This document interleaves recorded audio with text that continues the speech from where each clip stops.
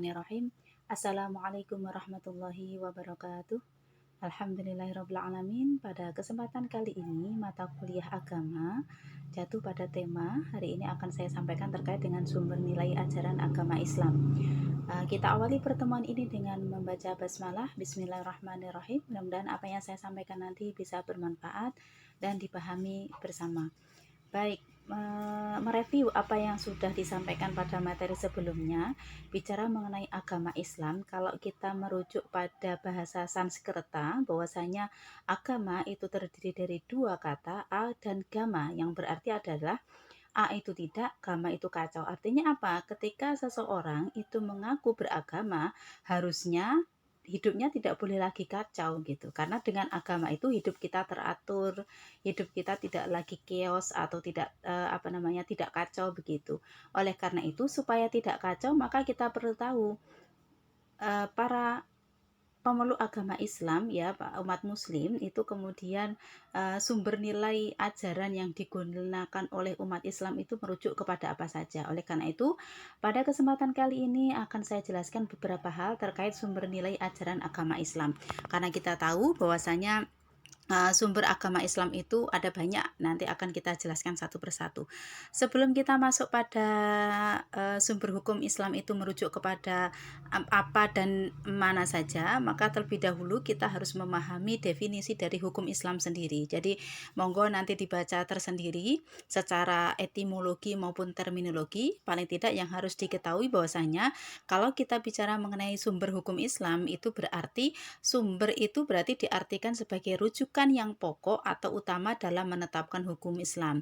Artinya sumber rujukan utama dan pokok dalam hukum Islam tentu merujuk kepada Al-Quran dan hadis. Nah, kalau kita merujuk kepada definisi hukum saja, silahkan dibaca di sini ya. Hukum itu adalah perintah atau firman Allah yang berhubungan dengan perbuatan mukallaf dan seterusnya, silahkan dibaca sendiri. Nah, intinya adalah dari definisi yang ada itu, bahwasanya yang menetapkan hukum itu siapa kalau di dalam agama Islam. Jadi yang membuat hukum itu adalah Allah. Hanyalah alaihissallahu biahkamil hakimin. Jadi hakim yang paling utama, hakim yang paling bijaksana yang menetapkan hukum itu adalah hanya Allah. Jadi Rasulullah di sini berfungsi sebagai penyampai hukum dari Allah kepada manusia. Jadi sebetulnya yang membuat hukum di dalam agama Islam itu adalah Allah.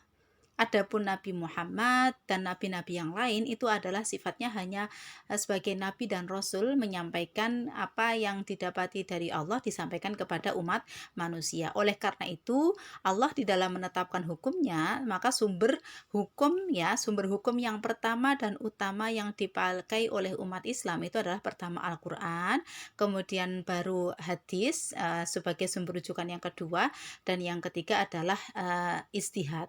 Apa yang dimaksud dengan Al-Quran, apa yang dimaksud dengan hadis, apa yang dimaksud dengan ijtihad nanti akan kita bahas belakang. Nah, barangkali mohon maaf di luar sana barangkali ada sebagian umat Islam yang bilang begini, pokoknya kita sebagai umat Islam Al-Quran saja, tidak usah pakai hadis-hadis segala macam.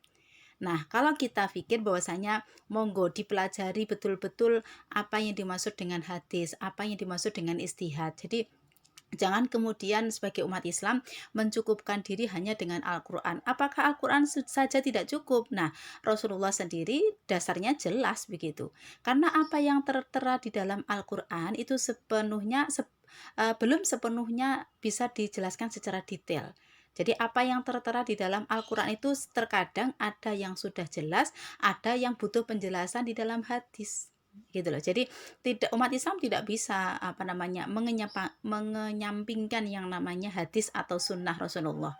Jadi sumber hukum Islam yang utama itu adalah Al-Quran dan hadis. Tidak cukup kalau hanya mencukupkan diri dengan Al-Quran saja. Jadi misalkan ada orang Islam di luar sana yang egois mengatakan bahwasanya sudah nggak usah pakai hadis, fikih dan segala macam, kita cukup pakai Al-Quran saja. Ingat di dalam Al-Quran, coba ayat yang paling enak saja, yang paling ringan barangkali bisa dipahami. Aqimis sholah wa atuz zakah. Di situ di dalam Al-Quran hanya bicara aqimis sholah, dirikanlah sholat. Seandainya tidak ada hadis, tidak ada fikih, maka saya dan panjenengan selaku umat Islam untuk mengetahui sholat subuh itu berapa rakaat, bacaannya seperti apa. Lah ini kita tidak akan pernah ngerti. Maka apa yang tertera di dalam Al-Quran itu terkadang ada yang sudah jelas, ada yang butuh penjelasan di dalam hadis atau sunnah. Nah, mungkin penjelasan saya ini mudah-mudahan bisa dipahami agar supaya kalau di luar sana ada orang yang berpendapat demikian, apakah salah bukan salah tapi kurang tepat, kira-kira seperti itu. Sehingga dasar hukum, sumber hukum umat Islam itu tidak cukup dengan Al-Quran, karena memang di dalam Al-Quran itu ada ayat yang sudah jelas, ada yang belum jelas yang kemudian butuh dijelaskan di dalam hadis dan seterusnya. Kemudian kalau kita ditanya apa dasarnya Bu, kalau ternyata sumber hukum Islam itu ada Al-Quran, hadis, ijtihad. Nah, kita merujuk pada ayat ini. A'udzubillahi minasyaitonirrajim. Bismillahirrahmanirrahim. Ya ayyuhalladzina amanu atti'ullaha wa atti'ur rasul wa ulil amri minkum. Ila akhirih. Paling tidak dari ayat ini sudah kelihatan. Wahai orang-orang yang beriman, taatlah kepada Allah. Taat kepada Allah diantaranya ya mentaati Al-Quran, karena Al-Quran itu adalah firman-Nya Allah. Wa ati'ur rasul, ya taatlah kepada Rasul. Maka wujud taat kepada Rasul adalah mentaati apapun yang disampaikan oleh Rasulullah yang kemudian tercantum di dalam hadis. Wa ulil amri minkum. Nah, pemimpin dalam arti urusan agama ya nanti kaitannya dengan istihad yang sudah kita singgung di awal tadi. Kira-kira seperti itu, nanti bisa dipertajam di materi. Nah, selain ayat tersebut ada salah satu hadis dari riwayatnya Mu'ad. Pada waktu itu sahabat Mu'ad berkata, tatkala Rasulullah mengutus ke Yaman, Rasulullah bersabda, bagaimana engkau menentukan apabila tampak kepadamu suatu ketentuan? Mu'ad menjawab, intinya begini, Mu'ad itu pernah diutus Rasulullah untuk dinas keluar kota. Lalu Rasulullah mencoba bertanya kepada Mu'ad, wahai Mu'ad, kalau kamu nanti dinas keluar kota dan di situ tidak ada saya, terus kemudian ada kasus, apa kemudian langkah yang bisa kamu ambil? Mu'ad menjawab, Mu'ad menjawab, saya akan menentukan hukum dengan kitab Allah. Jadi kalau ada masalah ya merujuk saja aturan-aturan yang tertera di dalam Al-Quran. Kemudian Rasul kemudian bersabda, kalau di dalam Al-Quran tidak ada, bagaimana kamu akan menyelesaikan segala permasalahan? Mu'ad menjawab, kalau memang di dalam Al-Quran tidak ada, maka kita mencari sunnah Rasulullah. Jadi kalau terus kemudian pertanyaan yang ketiga, ketika di dalam Al-Quran tidak ada, di dalam hadis tidak ada, maka bagaimana kita harus memutuskan perkara? Maka Rasulullah memukul dadanya Mu'ad, kemudian Mu'ad berkata, jadi putuskanlah semua itu dengan ro'yumu. Ro'yum itu adalah dengan logikamu, tetapi logika di sini tentu dipandu oleh ilmu-ilmu agama. Nanti akan kita jelaskan apa yang dimaksud dengan ijtihad dan seterusnya. Oke, saya agak persingkat ya, supaya nanti durasinya tidak terlalu lama. Nanti materi sepenuhnya nanti bisa dibaca di slide PowerPoint yang sudah saya share. Nah, sehingga kalau ditanya terkait dengan sumber hukum di dalam Islam, dalil di dalam agama Islam itu setidaknya ada dua. Jadi yang pertama ada dalil akli dan ada dalil nakli. Ya, kalau dalil nakli itu adalah dalil-dalil yang berasal dari nas secara langsung, baik dari Al-Quran maupun dari hadis. Jadi ingat bahwasanya di dalam Islam sumber hukum itu ada dua. Jadi ada sumber hukum yang sifatnya nakli, kalau nakli itu berarti merujuk kepada Al-Quran dan hadis. Dan dasar yang kedua adalah dalil akli. Akli itu adalah dalil yang berasal dari bukan nas dari secara langsung dari nas tidak, tetapi melainkan menggunakan akal pikiran, yaitu istihad. Ya, jadi dengan menggunakan logika. Logika di sini tidak asal secara liar, tidak. Nanti ada tuntunan-tuntunan bagaimana melaksanakan istihad dan seterusnya. Jadi itu kalau ditanya sumber hukum di dalam Islam itu tidak melulu dari Al-Quran dan hadis, tetapi juga disertai dengan dalil-dalil akli. Nah, pertama, karena sumber hukum di dalam Islam itu ada tiga, yang pertama adalah Al-Quran, kemudian hadis, kemudian ijtihad, maka akan kita jelaskan satu persatu. Di antaranya adalah pertama Al-Quran. Kalau panjenengan ditanya Apa itu Al-Quran? Tentu definisi kalau merujuk pada buku-buku yang ada banyak, tetapi diantaranya adalah Al-Quran adalah kalam Allah yang diwahyukan kepada Nabi dan Rasul terakhir, yaitu Nabi Muhammad SAW, sebagai mukjizat, dan membacanya adalah termasuk ibadah. Jadi intinya adalah Al-Quran itu adalah kalamullah yang diturunkan kepada Nabi Muhammad, tertulis dalam mushaf yang berbahasa Arab, yang sampai kepada kita dengan jalan mutawatir, nyambung begitu, dan kemudian bila membacanya maka akan dinilai sebagai bentuk ibadah. Kira-kira seperti itu. Itu definisi yang paling mudah difahami. Yang namanya Al-Quran itu adalah kitabnya umat Islam, merupakan firman-Nya Allah yang kemudian diturunkan kepada Nabi Muhammad, dan berbahasanya berbahasa Arab ya. Karena kebetulan Nabi Muhammad tinggalnya di Timur Tengah berbahasa Arab, maka bahasa yang digunakan bahasa Al-Quran itu adalah bahasa Arab. Kira-kira seperti itu. Kemudian kalau kita merujuk kepada, karena tema kita adalah sumber hukum Islam, maka nilai yang terkandung di dalam Al-Quran itu, yang kita tahu bahwasanya Al-Quran itu terdiri dari 30 juz ya. 30 juz, itu kira-kira 30 juz itu mengandung nilai apa saja di dalam Islam. Nah, setidaknya dari 30 juz itu kalau kita rinci, hukum di dalam Al-Quran itu setidaknya ada beberapa hukum yang terkandung di dalamnya. Yang pertama adalah hukum i'tiqodiyah. Hukum i'tiqodiyah itu apa, Bu, maksudnya? Hukum yang berhubungan dengan keimanan kepada Allah, kepada malaikat, kepada kitab, kepada Rasulullah, dan pada hari kiamat, yang kemudian nanti muncul yang namanya rukun iman.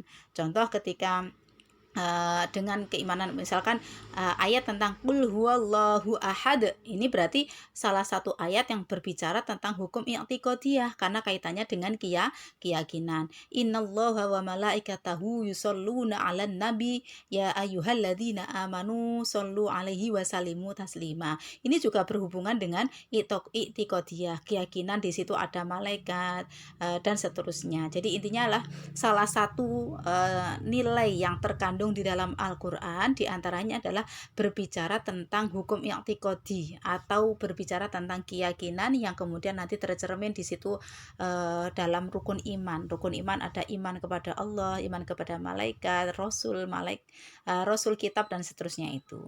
Kemudian yang kedua yang terkandung di dalam Al-Quran, di samping bicara mengenai keyakinan atau keimanan, hukum yang terkandung di dalam Al-Quran diantaranya adalah hukum khuluqiyah, yaitu hukum yang berhubungan dengan akhlak.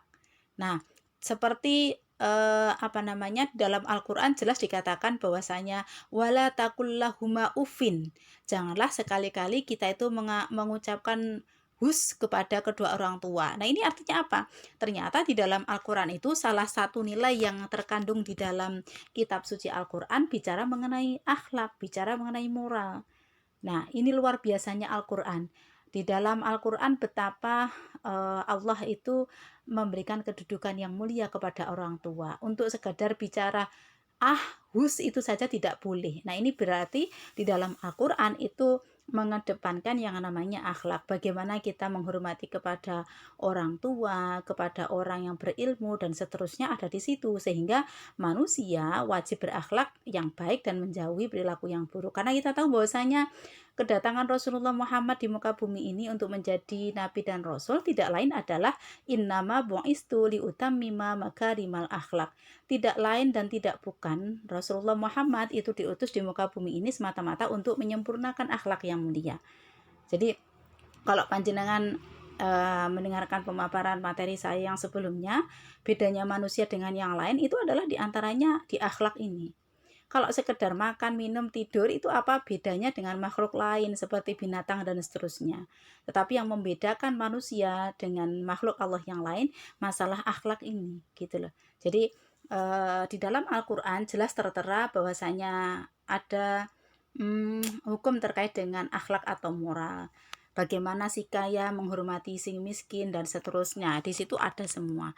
Kemudian berikutnya, hukum-hukum amaliyah. Jadi nilai-nilai yang terkandung di dalam Al-Quran diantaranya selain i'tiqodiyah, kemudian khuluqiyah, dan kemudian yang ketiga adalah berkaitan dengan hukum-hukum amaliyah. Artinya adalah hukum yang berhubungan dengan perbuatan manusia. Jadi Artinya kita tahu bahwasanya hubungan di dunia ini kan ada dua, ada hablum minallah dan ada hablum minanas. Bagaimana kita itu bersosial ya. Jadi ibadah itu bisa ibadah langsung kepada Allah dan ada ibadah kepada sesama. Berhubungan dengan amal perbuatan yang kaitannya dengan perbuatan manusia. Ketika ada tetangga yang kesusahan, bagaimana kita bisa membantu mereka dan seterusnya. Oleh karena itu eh, apa yang terdapat di dalam Al-Quran sesungguhnya sudah komplit. Jadi Islam itu sudah luar biasa semuanya. Kalau kita mau mempelajari betul di dalam Al-Quran itu seluruhnya sudah komplit ya, terkait dengan bagaimana kita menjalani kehidupan di muka bumi ini. Oke, kira-kira pemahaman terkait dengan paling tidak ya, jadi 30 juz itu intinya ke sana. Jadi ada itikadiyah, ada khuluqiyah, ada amaliyah, tentang sholat, zakat, puasa, itu berarti tentang amaliyah gitu. Oke, berikutnya adalah mari kita mencoba mengenali Al-Quran secara lebih dekat. Tak kenal maka tak sayang gitu ya. Jadi umat Islam, kalian sebagai generasi penerus Islam harus tahu betul apa itu Al-Quran dan bagaimana proses turunnya dan seterusnya. Nah, Al-Quran itu menjadi sumber nilai dan norma umat Islam. Itu terdiri dari 30 juz, kemudian suratnya mulai dari surat An-Nas sampai akhir itu, surat Al-Fatihah sampai akhir, itu terdiri 114 surat ya, kemudian ayatnya terdiri dari 6.000 ayat lebih. Kalau kita menghitung per kata, itu terdiri dari 74.499 kata dan seterusnya.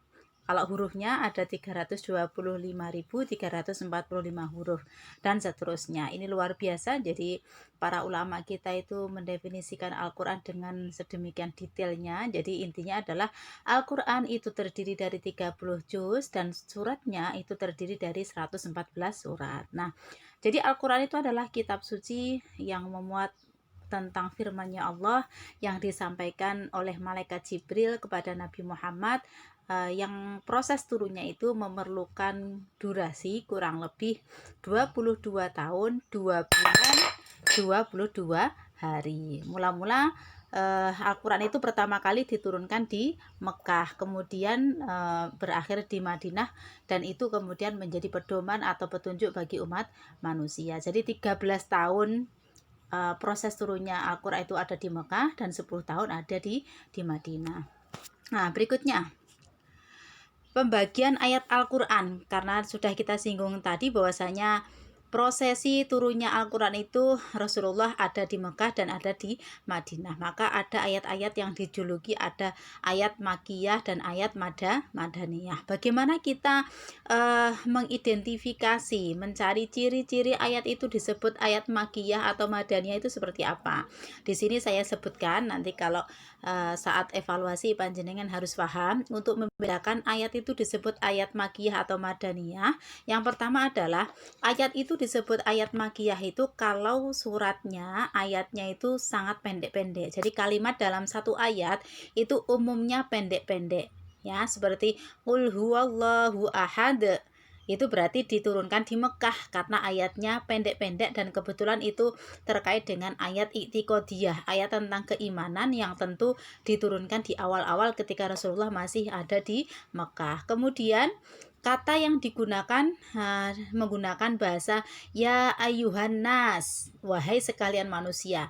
Ini filosofinya apa, Bu? Kenapa bahasa yang digunakan oleh Allah di dalam Al-Quran itu ya ayuhan nas, wahai sekalian manusia? Karena memang pada saat Rasulullah masih di Mekah itu masih banyak sekali umat-umat yang belum sepenuhnya menerima ajaran yang dibawa oleh Nabi Muhammad. Oleh karena itu Allah menyapa umat manusia dengan menggunakan ya ayuhan nas. Jadi semuanya disapa, entah mereka itu beriman atau tidak.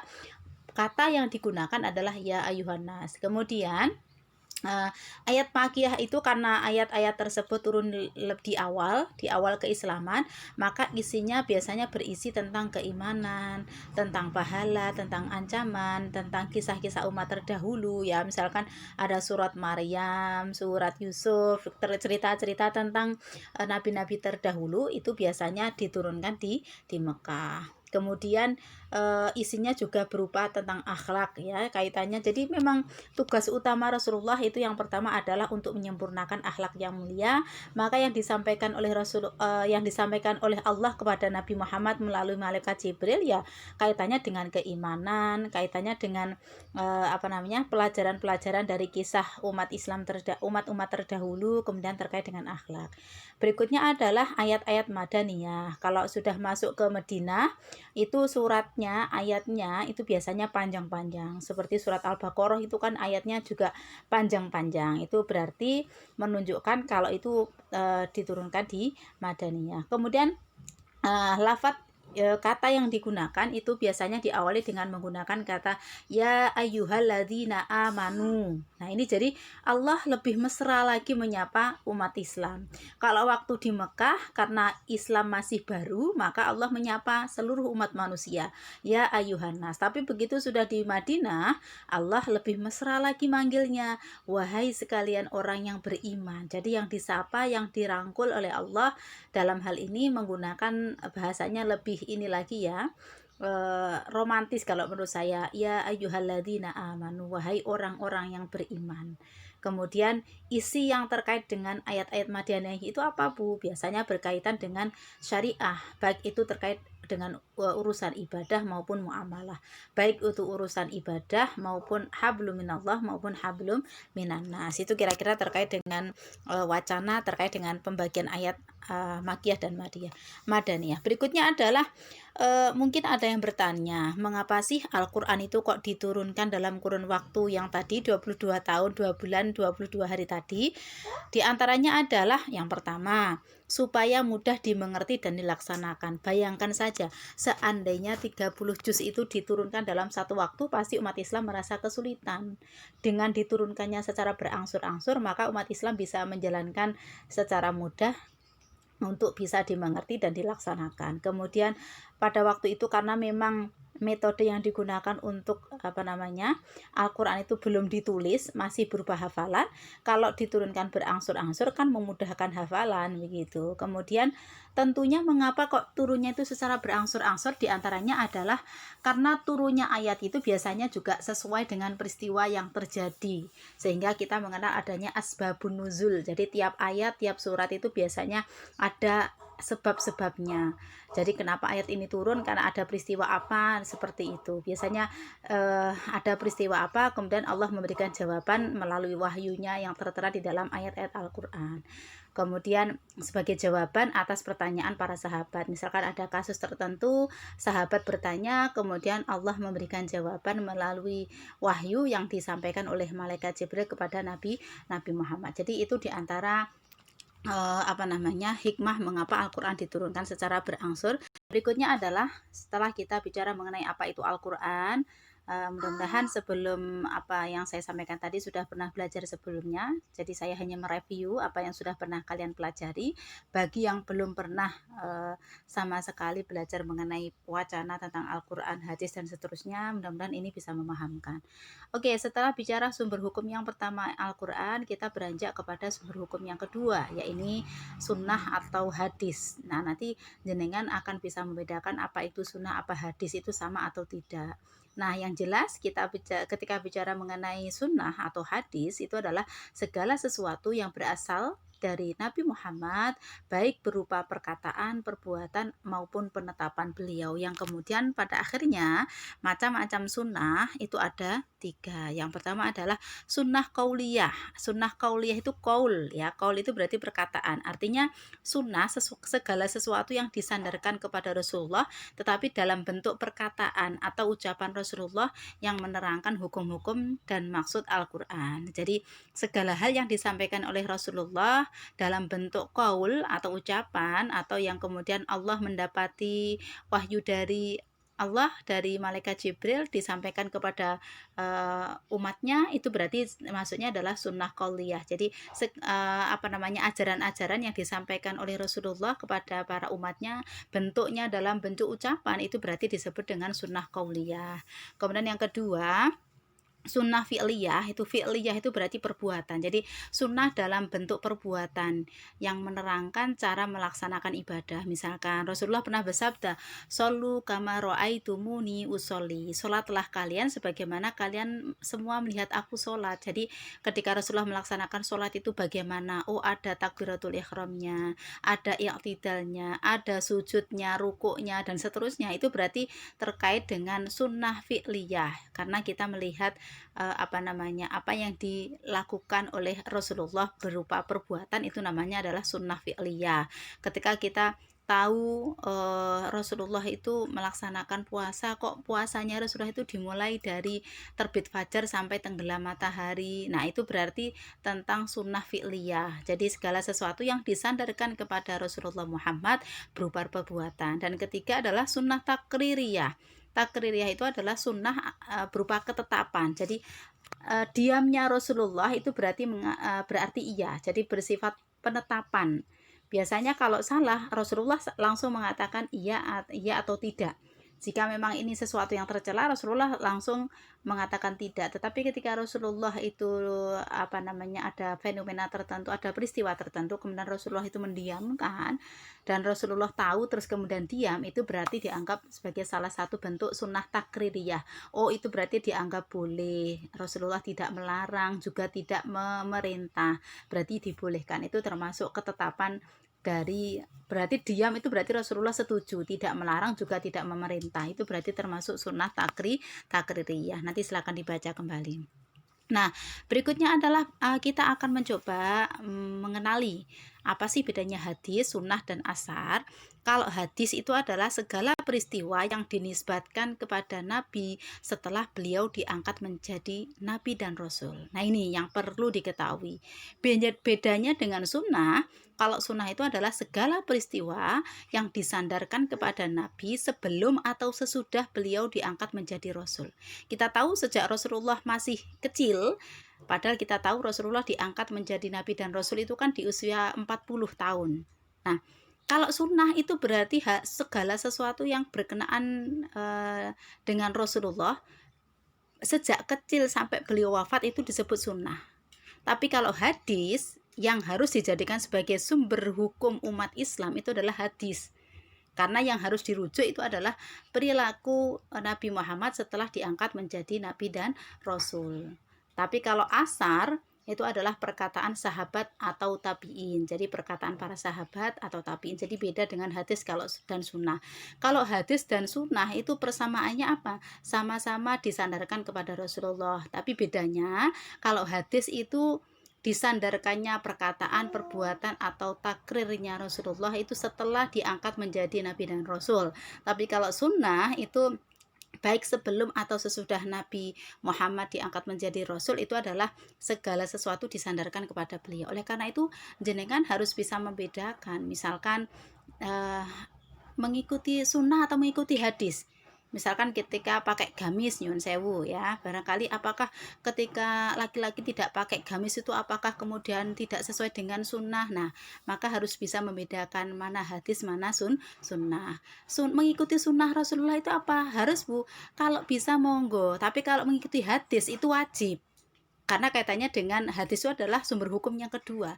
Tapi kalau kaitannya dengan sunnah itu kan ada perilaku atau apa yang berkenaan dengan Rasulullah sebelum dan sesudah gitu loh. Jadi budayanya orang Arab dulu, entah dia itu agamanya apa, Nasrani, Yahudi atau Islam, mereka ya pakaiannya berupa gamis itu gitu. Jadi kalau kita misalkan kalau pengen disebut sebagai umat Islam yang khusyuk dan seterusnya harus pakai gamis, enggak juga gitu loh.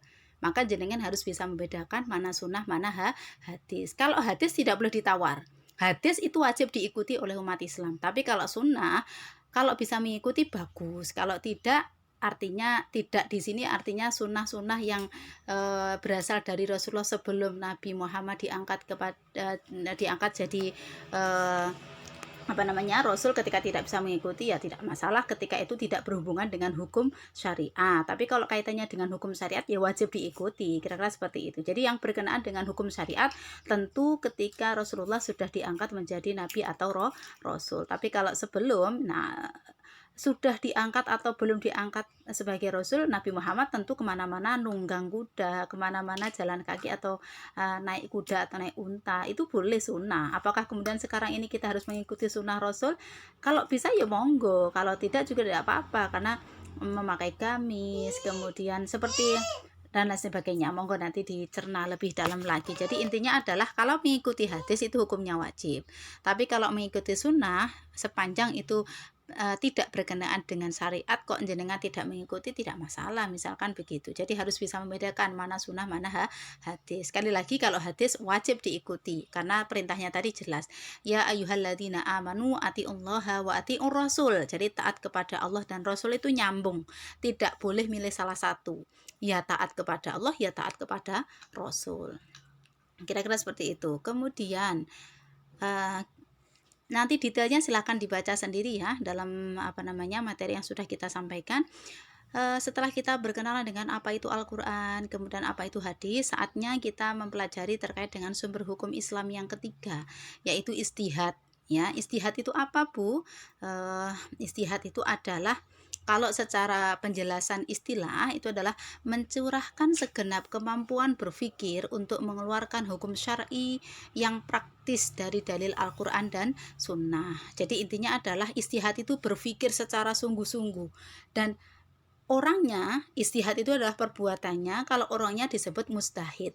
Mustahid itu adalah orang yang melakukan istihad. Jadi orang yang boleh apakah setiap orang itu bisa melakukan istihad, Bu? Jawabannya adalah ketika ilmunya itu mumpuni ya boleh. Jadi tetapi intinya adalah tidak semua orang itu mampu beristihad, karena memang untuk beristihad itu harus punya ilmunya.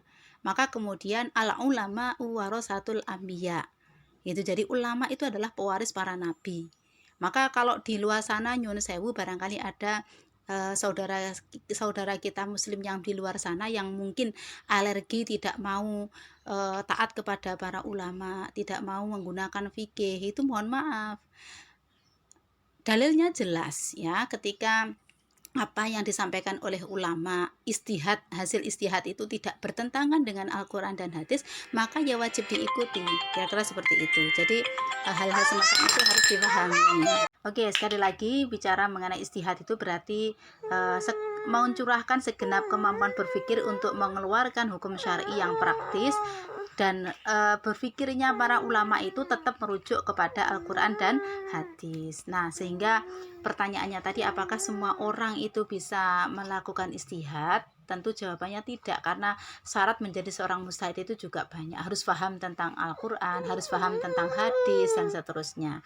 Nah, bicara mengenai istihad, ini yang menjadi pertanyaan berikutnya adalah, apa sih, Bu, yang boleh diistihadi ya? Jadi kalau segala sesuatu hukum itu kan kita cari hukumnya di dalam Al-Quran. Kalau tidak ada di dalam Al-Quran, kita cari di dalam hadis. Kalau tidak ada di dalam hadis, maka kemudian langkah yang ketiga, kita mencari dasar hukumnya ada di istihad. Istihad itu macam-macam, nanti hasilnya berubah ijma, kesepakatan para ulama, atau qiyas ya, atau analogi hukum, dan seterusnya. Nah, maka pertanyaan berikutnya adalah objek apa saja yang boleh dijadikan sebagai bahan istihad. Yang pertama adalah masalah yang ditunjuk oleh nas yang bersifat zonni, bukan yang bersifat qot'i. Jadi intinya begini, kalau di dalam Al-Quran dan hadis itu sifatnya sudah jelas ya, itu berarti tidak boleh ditawar, tidak boleh diistihadi. Yang boleh dilakukan istihad itu adalah perkara-perkara yang ternyata di dalam Al-Quran maupun di hadis itu sifatnya masih belum jelas. Maka kemudian nanti boleh diperjelas oleh para ulama melalui jalur istihad. Kemudian yang kedua, masalah baru yang hukumnya belum dijelaskan oleh nas. Nah, seperti nikah via telepon, itu kan zamannya Rasulullah belum ada.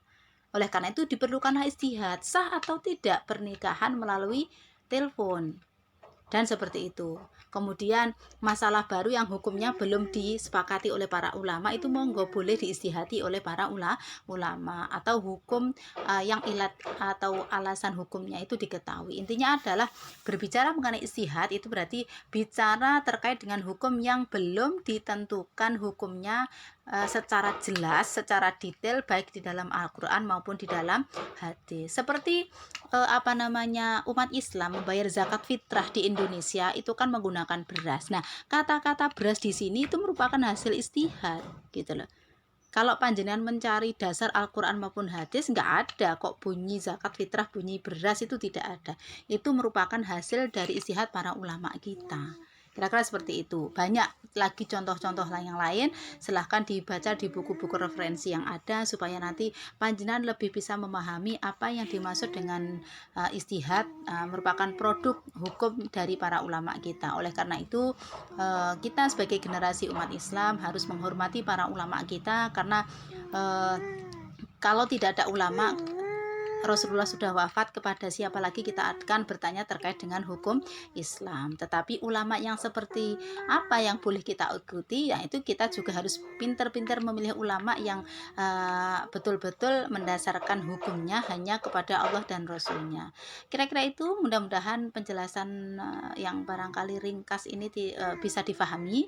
Seandainya bisa tatap muka, bisa akan saya jelaskan setelah detail, karena mengingat durasinya yang perlu dibatasi. Silakan materi akan saya bagi di slide PowerPoint, bisa dibaca atau menggunakan referensi yang lain. Mudah-mudahan bisa dipahami. Kita akhiri dengan hamdalah. Alhamdulillahirabbil alamin. Kurang lebihnya mohon maaf. Assalamualaikum warahmatullahi wabarakatuh.